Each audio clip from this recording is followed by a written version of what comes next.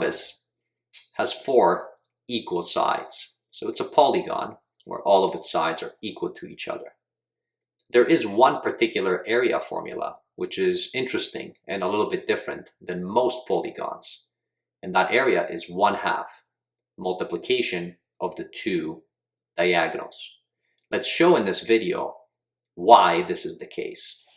Although technically, if you take a rhombus and you actually take a square, as you see there on the screen, a square is nothing else but a special case of a rhombus, where the angles are 90 degrees on the interior. So we'll assume that we're going to just take any arbitrary rhombus where the angles are not necessarily at 90 degrees, and therefore we're not just dealing with a square, but we are dealing where all the sides are equal to each other.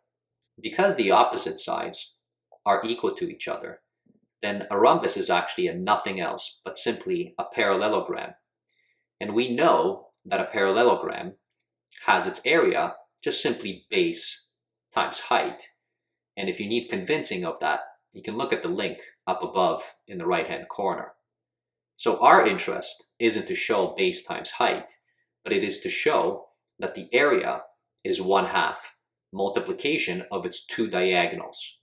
Let's make the assumption that the D1 is the longer diagonal and D2 is the shorter diagonal, at least here on the actual figure that we have.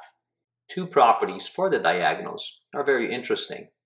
They actually bisect each other at a 90-degree angle. Now, if you need convincing of this, I will put up a link up to the right-hand corner so that you can be convinced that this is indeed the case. Once we have this property, if there is a bisection, that means it cuts the diagonals into halves and provides us an ability to work with 2 congruent triangles that have exactly the same height, D2 over 2.